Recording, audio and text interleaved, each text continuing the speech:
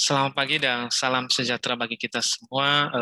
Kita lanjutkan lagi mata kuliah kita pada mata kuliah penulisan ilmiah dan teknik presentasi. Hari ini adalah pertemuan kelima kita. Minggu yang lewat adalah pertemuan keempat. Minggu yang lewat topik yang kita bahas adalah literatur review dan referensi. Di mana minggu yang lewat tersebut kita mempelajari bagaimana melakukan literatur review dan memilih referensi. Literatur review itu adalah berhubungan dengan kegiatan atau tinjauan pustaka atau kegiatan kita membaca referensi penelitian sebelum kita misalnya melakukan sebuah penelitian atau kita sudah melakukan topik penelitian, maka kita membaca referensi-referensi atau kita membaca literatur termasuk buku, jurnal, artikel ilmiah atau lain sebagainya supaya kita mempunyai pedalaman pada atau pendalaman pengetahuan pada topik yang kita bahas. Hari ini kita ke pertemuan kelima kita.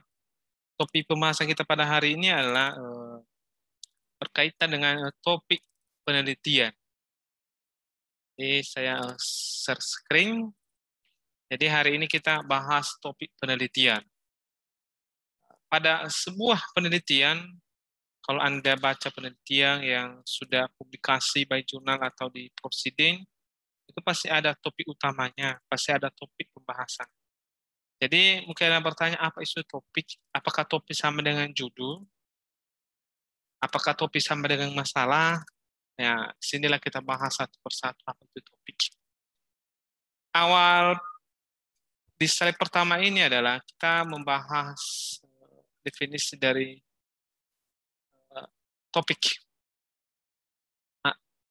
penelitian atau pengantar dari topik penelitian. Dalam penulisan ilmiah atau penelitian, hal yang paling awal yang harus dilakukan adalah menentukan topiknya terlebih dahulu. Karena topik inilah yang nantinya akan menjadi yang akan kita kaji dalam penelitian kita. Jadi kalau misalnya kita melakukan sebuah penelitian atau menulis karya ilmiah, kita harus tentukan topik pembahasan kita dulu sebelum kita lanjut ke langkah berikutnya. Jadi topik ini adalah paling penting, paling awal dari kegiatan semua penelitian. Seterusnya, topik penelitian yang harus pilih harus sesuai dengan bidang studi kita, karena akan berpengaruh pada kedalaman pemahaman dan pengembangan topik tersebut saat kita menulisnya dalam bentuk makalah atau laporan. Jadi disarankan juga bahwa topik ini harus sesuai dengan bidang kita. Tidak boleh bidang yang lain. Misalnya kita orang komputer, ya kita lakukan penelitian pada bidang komputer, ya tidak pada bidang bisnis, atau pada bidang hukum, atau ekonomi, atau akuntansi, tidak, atau bidang pendidikan, tidak. Kalau kita memang bidang kita komputer, ya fokuslah ke komputer. Kalau misalnya dalam komputer kan banyak bidang-bidangnya, banyak sub-bidangnya, misalnya jaringan, big data analisis, keputusan, AI, robotik, dan lain sebagainya. Jadi itu yang perlu kita kembangkan yang berhubungan dengan topik bidang kita, atau misalnya mahasiswa bidang studi. Kalau misalnya Anda mahasiswa teknik informatika, maka yang Anda pedalami adalah bidang teknik informatika. Seperti yang tertulis di sini, seperti pada bidang teknik informatika, penelitian berkaitan dengan implementasi metode atau algoritma dalam penyelesaian masalah tertentu dan juga mengembangkan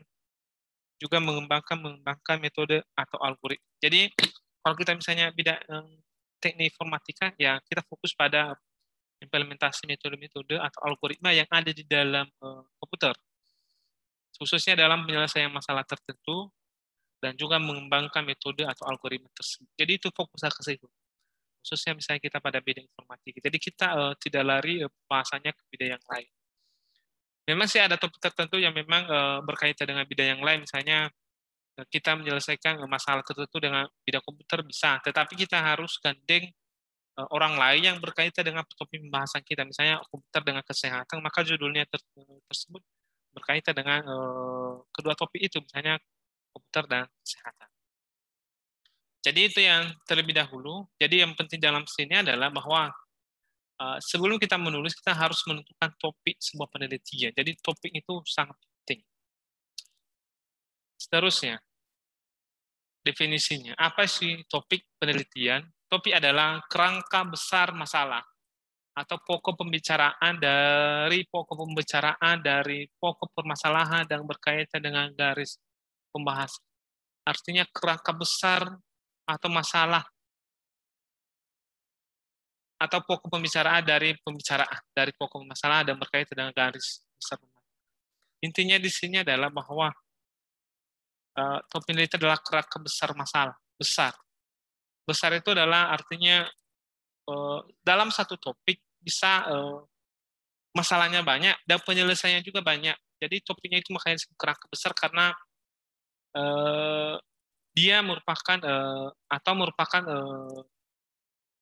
topik pembicaraan atau topik pikiran. Misalnya lah kita bahas tentang misalnya COVID-19. Kalau berkaitan dengan COVID-19 itu kan topik berarti besar. Kalau COVID-19 pembahasannya bisa ke bidang kesehatan, bisa ke penyebarannya, bisa ke pencegahannya, bisa ke masalah yang lain. Itu kan topik besar. Atau misalnya kita masalah keamanan komputer. Keamanan komputer itu banyak. Kalau misalnya keamanan komputer banyak. Bisa keamanan komputer dalam bidang file atau data biasa, bisa dalam keamanan komputer dalam bidang citra, dalam bidang komunikasi. Jadi itu disebut dengan topik penelitian. Jadi topik itu kerangka besar dari pokok pembahasan atau dari pokok pembicaraan. Jadi kalau misalnya Anda lihat misalnya di TV, kalau misalnya ada misalnya topik yang berkaitan dengan pemilihan presiden tahun 2019. Jadi topik itu kan topiknya pemilu 2019, tapi kan pembahasannya nanti ada banyak sekali sub pembahasan di dalam, bukannya satu bagian. Jadi kalau misalnya ada sebuah misalnya di LC lah, misalnya di TV, misalnya di TV One, topiknya itu satu, nanti sub pembicaraannya itu sangat banyak. Begitu juga nanti solusi yang ditawarkan juga sangat banyak. Jadi makanya disebut kerangka besar masalah atau pokok pembahasan atau pokok pembicaraan.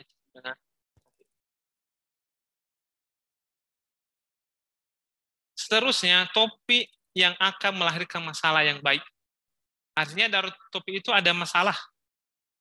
Nah, dari masalah itu akan menghasilkan judul yang benar. Jadi untuk urutannya, kalau misalnya Anda lihat penelitian, biasanya Anda yang dipublikasi itu adalah pasti judulnya yang kita baca terlebih dahulu. Tetapi sebelum ada judul ini, ada dulu masalahnya, baru ada topiknya. Jadi lahirnya itu judul diawali oleh misalnya adanya topik pembahasan, topik utama pembicaraan, ada masalah, dari masalah ini baru ada judul. Dari judul ini nantilah diuraikan masalah yang diselesaikan, metode penyelesaiannya, dan topik yang dibahas. Jadi itulah urutannya. Jadi tidak segala sesuatu itu langsung ke judul, tidak. Kita harus dulu fokus ke topik tertentu, apa yang mau kita bahas, apa yang kita selesaikan. Masalah. Jadi yang penting lagi dalam sebuah pemilihan judul, sebuah penelitian harus ada masalah. Kalau tidak ada masalah, misalnya tidak ada masalah, maka ya tidak ada penyelesaian, ya tidak ada penyelesaian. Ya. Jadi khusus kita di bidang komputer, yang kita selesaikan adalah yang bidang kita. Misalnya ada masalah, misalnya pada komputer, misalnya seringlah data Anda, topiknya misalnya keamanan, yang berhubungan dengan keamanan, topiknya keamanan. Masalahnya adalah pada bidang keamanan, misalnya sering komputer kita itu misalnya data kita itu sering dicuri oleh orang lain, kali kita sering dicuri orang lain atau sering dilihat orang lain. Itulah masalahnya. Nah, itulah masalahnya. Dari masalah ini lahir judul. Misalnya penerapan metode Kaisar Ciper, misalnya Kaisar Ciper dalam enkripsi data file, Artinya kalau dalam komputer kita itu dienkripsi, kalau dienkripsi itu adalah data asli dirubah dari data asli dirubah menjadi data yang tidak bisa dibaca oleh manusia.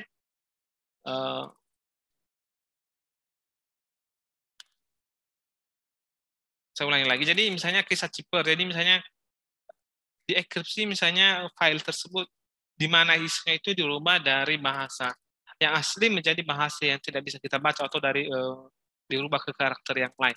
Jadi itulah misalnya judulnya. Jadi merubah file dalam komputer kita dengan metode Caesar-Cipher supaya tujuannya adalah supaya masalah yang tadi misalnya file kita sering dicuri orang, sering dilihat orang tanpa seizin kita ya dapat teratasi dengan baik. Jadi dengan judul ini masalah yang di sini tadi bisa selesai. Bisa diselesaikan dengan baik. Jadi judul ini adalah memberikan solusi terhadap masalah. Makanya dalam penyusunan sebuah penelitian itu selalu diawali dengan latar belakang masalah. Kenapa diawali masalah? Disitulah diuraikan masalahnya. Dari masalah itu barulah nanti diberikan solusi ya melalui topik pembahasan atau melalui judul pembahasan. Oke, kita teruskan lagi. Contohnya lah, yang akhir-akhir ini yang dibahas orang adalah COVID-19. Jadi ini topik berhubungan dengan COVID-19. Oke, jadi masalah COVID ini banyak, bukan hanya masalah ekonomi, bukan hanya masalah pemulihan ekonomi, bukan hanya masalah kesehatan, bukan hanya masalah vaksinasi, masalah keuangan, dan lain sebagainya. Tetapi salah satu di dalam masalah di dalam COVID-19 itu adalah misalnya clustering atau pengelompokan daerah zona COVID-19. Jadi kalau misalnya Anda lihat sebelumnya cluster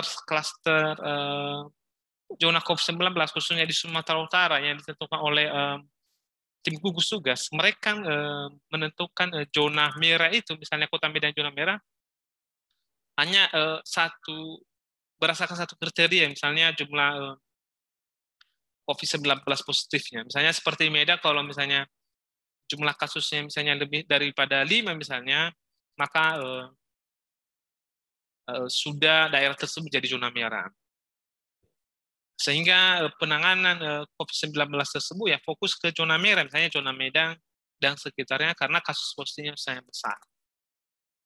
Tetapi perlu dilihat bahwa COVID-19 itu penyebarannya itu bukan hanya disebabkan oleh mereka yang sudah positif, tetapi juga bisa disebabkan oleh misalnya yang sudah ODP, hanya orang dalam pemantauan, PDP pasti dalam pemantauan, atau misalnya yang sudah meninggal pun bisa misalnya menyebabkan meningkatnya atau penyebaran COVID-19 itu bisa meningkat karena ODP, PDP, atau yang sudah meninggal, bukan hanya positif. Sehingga pengelompokan yang selama ini dilakukan oleh tim gugus hanya berdasarkan COVID-19 yang positif, maka ya menurut saya kurang tepat. Jadi lebih bagus pakai kriteria yang lain dalam menentukan cluster atau pengelompokan daerah tertentu, apakah masuk dia zona merah, apakah masuk zona hijau, atau masuk zona kuning. Jadi harus pakai variabel yang lain atau kriteria lain. Selain positif bisa juga misalnya ODP, PDP, kalau bisa OTG, orang dalam pemantauan, dan positif. Atau orang yang sudah meninggal. Jadi lebih bagus pakai kriteria yang lain. Itulah masalah. Kenapa saya fokus ke masalah tersebut? Karena memang dalam kenyataannya hanya daerah zona merah lah yang fokus penanganan. Sedangkan daerah yang tidak zona merah dibiarkan atau kurang diperhatikan karena menurut tim usaha bahwa daerah tersebut ya sangat-sangat rendah penyebarannya. Tetapi dalam kenyataannya penyebaran COVID tersebut hanya disebabkan oleh positif, yang lain faktor yang lain juga misalnya ODP, PDP, OTG, atau yang sudah meninggal juga bisa menyebabkan atau meningkatnya kasus COVID-19 daerah yang lain. Jadi itulah masalah. Jadi masalah di sini saya ulangi adalah pengelompokan daerah zona COVID-19 hanya berdasarkan kriteria zona COVID. Hanya berdasarkan kriteria jumlah COVID-19 yang positif. Tidak sedangkan penentuan zona dapat berdasarkan kriteria yang lain. Dan tidak berdasarkan ke kriteria yang lain. Dari masalah ini menghasilkan sebuah judul, ya, kebetulan ini adalah judul penelitian saya, yaitu algoritma clustering untuk membentuk clustering zona penyebaran COVID-19. Jadi di sini judul yang saya buat ini berdasarkan makalah ini. Jadi saya menyelesaikan masalah di sini bahwa di sini hanya menggunakan kriteria positif, sedangkan saya di sini saya menggunakan di topik saya ini dalam penentuan zona klaster COVID-19 khususnya di Sumatera Utara per kabupaten atau kota menggunakan variabel yang lain, misalnya positif, OTG, PDP, OTG, ODP, dan meninggal dunia. Jadi saya menggunakan kriteria. Jadi kriteria saya gunakan kurang lebih 4. Sedangkan kalau di sini tadi dia hanya menggunakan 1. Nah, itu kan sudah berjalan selama ini ya. Tapi saya coba di sini dengan menggunakan kriteria 4. Supaya tujuannya untuk apa ya? Supaya fokus penanganan ini bukan hanya pada kasus positif yang tinggi aja, tetapi kasus-kasus yang lain juga misalnya ODP-nya tinggi, PDP-nya tinggi bisa fokus juga ke situ karena biarlah keseluruhan penanganan ini bukan hanya pada daerah tertentu saja. Dari judul ini, oke, soalnya ini topik ke-11, ini masalahnya inilah dari masalah ini lahirlah judul yaitu algoritma clustering untuk membentuk klaster zona penyebaran COVID-19. Judul ini terbagi beberapa bagian, yaitu yang pertama dalam metode atau algoritma yang digunakan, yaitu algoritma clustering. Algoritma clustering ini sangat banyak, ada KMIS ya, ada KNN, Canary Network, ada KMEDOIS. Nah, jadi dalam clustering ini itulah algoritma atau metode yang digunakan dalam penyelesaian masalah. Masalahnya apa? Ya, kalau kita lihat di sini judul ini terbagi beberapa bagian, yaitu problem. Masalahnya itu penyebaran COVID-19. Itulah problem. Topiknya adalah COVID-19. Jadi COVID-19 dan hasil yang diharapkan itu adalah membentuk cluster zona. Jadi judul ini terbagi beberapa bagian. Saya ulangi lagi adalah metode atau algoritma yang digunakan ini untuk membentuk cluster zona. Hasil yang diharapkan, problem atau masalah penyebaran COVID-19 dan topiknya COVID-19. Jadi kalau kita lihat judul yang saya buat ini ada terbagi 4 bagian, metode yang digunakan atau algoritma, hasil yang diharapkan, topiknya, dan problem atau masalah. Jadi seperti itulah idealnya penyusunan judul sebuah penelitian, harus ada metode penyelesaiannya, harus ada topiknya, ada masalahnya, ada juga yang diharapkan. Jadi makanya judul itu biasanya unik ya, dan harus fokus ke masalah dan hasil yang diharapkan. Oke, mungkin Anda bertanya lagi, apakah clustering atau algoritma clustering ini bisa memproses data yang kriterianya lebih daripada 1? Jawabannya bisa. Jadi misalnya algoritma Cummings misalnya, itu dalam proses pengelompokan datanya, itu membutuhkan beberapa kriteria data. Jadi membutuhkan banyak kriteria data. Bukan hanya 1 kriteria. Kalau seperti ini, kami tidak bisa mengerjakan ini karena kriterianya hanya 1, misalnya positif. Tapi kami membutuhkan kriteria lebih daripada 1. Jadi bahan datanya itu lebih daripada kriteria. Jadi itu yang bisa dikerjakan oleh algoritma kami. Oke, contohnya adalah yang saya jelaskan tadi. Inilah masalah sebelumnya di tim gugus tugas, yaitu pengelompokan atau klaster daerah COVID-19 itu hanya berdasarkan positif. Setelah saya kerjakan, hasilnya seperti ini, dengan menggunakan lebih daripada 1 variabel. Jadi inilah sudah saya kerjakan judulnya. Jadi judulnya algoritma clustering membentuk cluster zona COVID-19. Jadi masalahnya sudah saya uraikan di sini. Ini kalau di sini masalahnya, jadi kalau Anda lihat baca di sini, masalahnya di sini sudah saya tulis bahwa Provinsi Sumatera Utara melalui pusat dalam penanganan COVID-19, gugus daerah telah melakukan berbagai upaya pencegahan COVID-19. Oke. Kita lihat masalahnya di mana. Masalahnya adalah di sini. Sistem zona penyebaran COVID-19 yang dibuat oleh tim yang dibuat gugus tugas percepatan penanganan COVID-19 gugus daerah hanya menggunakan 1 variabel. Nah, satu variabel.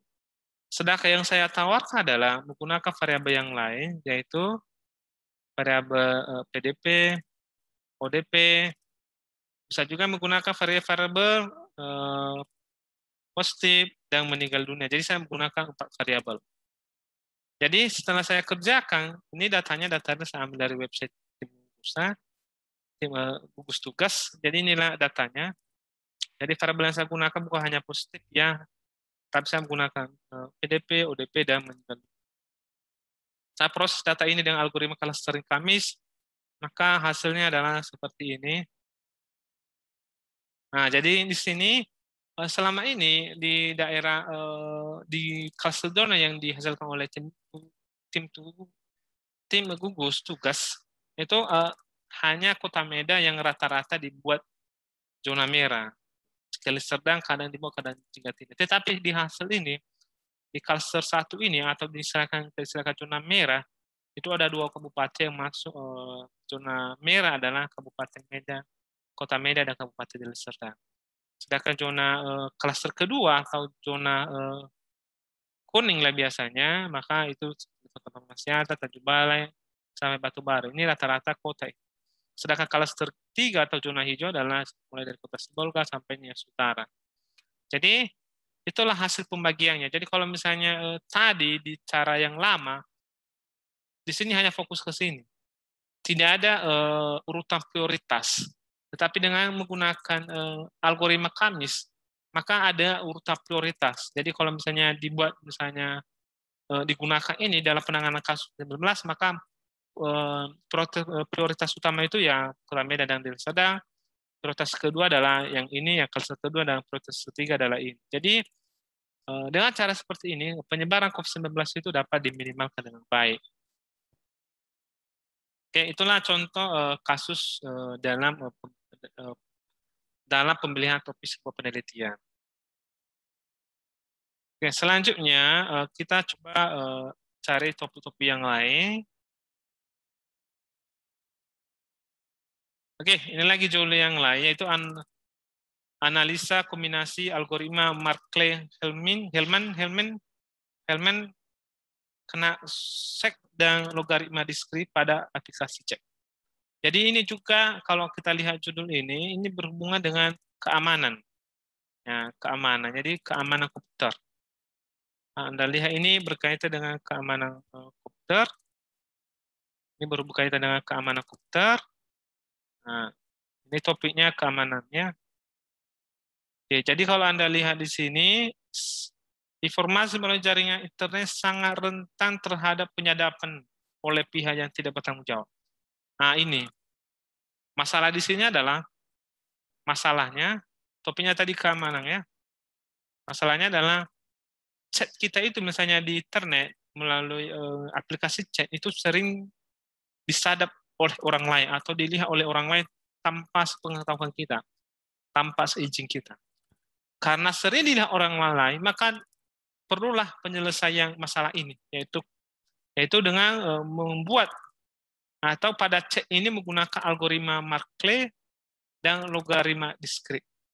Tujuannya adalah supaya chat nanti yang di sini tidak bisa disadap oleh orang lain, atau chat yang dibaca oleh pihak yang lain, misalnya setelah melakukan misalnya setelah kita misalnya melakukan chat kepada teman kita, tiba-tiba disadap orang-orang lain, makanya diambil orang lain tersebut dalam chat yang sudah dirubah bentuknya. Jadi bukan bentuk asli yang lain, sudah dirubah ke karakter yang lain atau yang lain. Jadi itulah solusi di sini, yaitu supaya chatnya itu tidak mudah dibaca orang lain, maka gunakan algoritma Markle dan logaritma diskrit. Kira itu yang contoh keamanan ya. Kita lihat contoh yang lain yang berkaitan dengan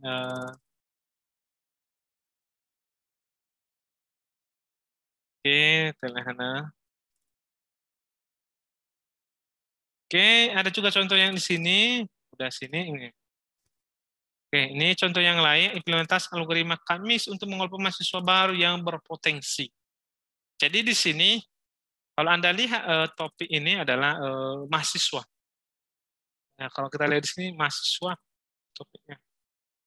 Jadi topiknya itu mahasiswa. Masalahnya adalah ada di sini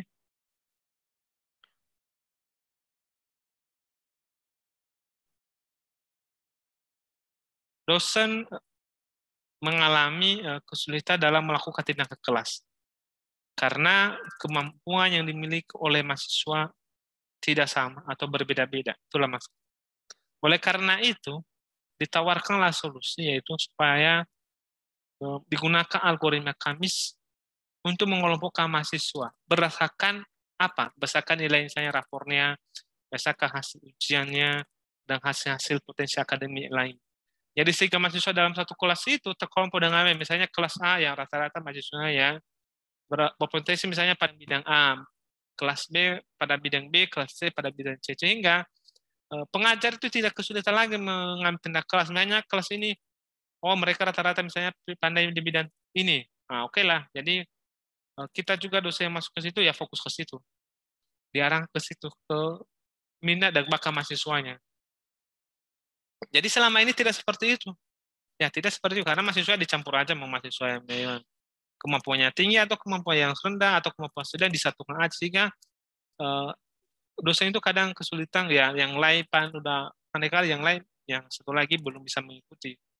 Jadi oleh karena itu dibuatlah suatu teknik mengelompok mahasiswa berdasarkan potensi yang dimilikinya. Jadi sehingga mahasiswa dalam satu kelompok tersebut memberikan rata-rata potensi yang sama. Oke, jadi inti dari dari topik adalah dalam sebuah penelitian adalah memilih topik harus ada dulu topiknya dulu, ada masalah, barulah muncul judul. Jadi tidak terbalik, judul dulu, masalah dulu, baru topik. Tidak, ya, tidak seperti itu. Oke, seterusnya memilih topik penelitian ya. Kalau memilih topik penelitian kita harus juga lihat beberapa kriteria atau beberapa unsur.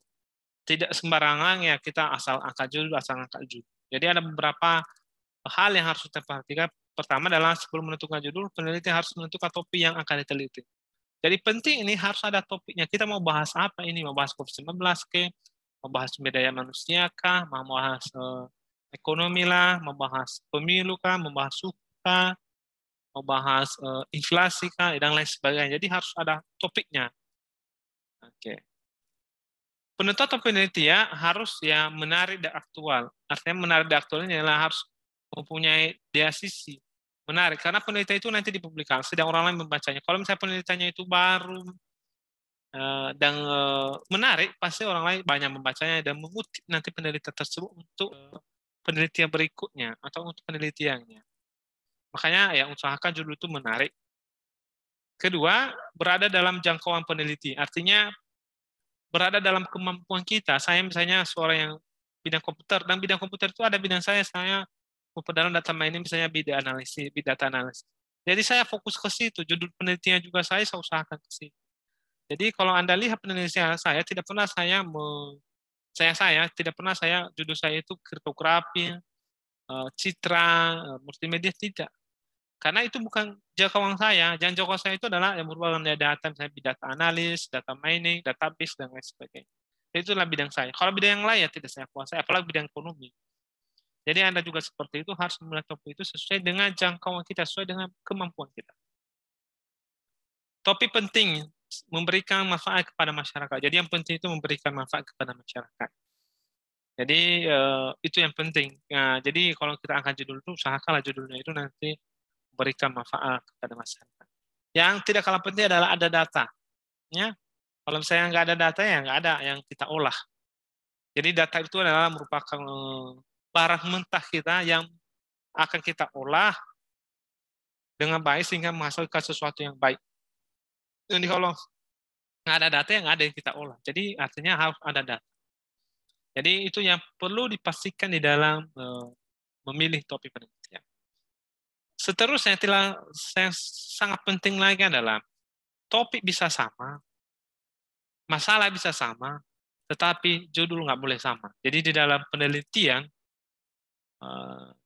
tadi sudah saya jelaskan atau kita kembali ke slide awal ini, topik ini bisa sama, ya bisa sama kita sama. Masalah juga bisa sama, tetapi judul nggak boleh sama. Kenapa nggak boleh sama? Kalau sama itu ada unsur plagiarisme. Jadi makanya rata-rata judul-judul itu ya diusahakan nggak boleh sama. Kalau misalnya Anda melihat beberapa kasus main di media sosial atau di media cetak online atau media online, pasti banyak kasus-kasus itu yang memang diinformasikan bahwa ada misalnya penelitian si A, plagiarisme, penelitian si B, copy paste dari orang lain, penelitian si C, asal-asal saja, ya itu nggak boleh. Makanya di dalam penentuan judul itu kita harus hati-hati, kita pastikan bahwa judul kita itu unik. Unik di sini adalah ya kita sendiri yang membahasnya. Tidak pernah dibahas oleh orang lain atau tidak pernah diteliti oleh peneliti sebelumnya. Makanya disebut unik. Satu. Hanya satu aja lah topik ini, hanya Anda aja yang membahas. Kalau misalnya masalahnya sama, misalnya lah masalah yang berkaitan dengan misalnya tadi penyebaran COVID-19, penyebaran COVID. Ini COVID-19. Apakah penyebaran COVID ini bisa banyak judul dihasilkan? Bisa banyak judul dihasilkan. Misalnya dengan menggunakan clustering Kamis, bisa juga misalnya clustering KNN atau Kamedois. Jadi dalam satu masalah bisa banyak judul dihasilkan, tetapi dalam satu judul hanya unik. Unik dia. Tidak boleh judulnya itu sama dengan yang lain.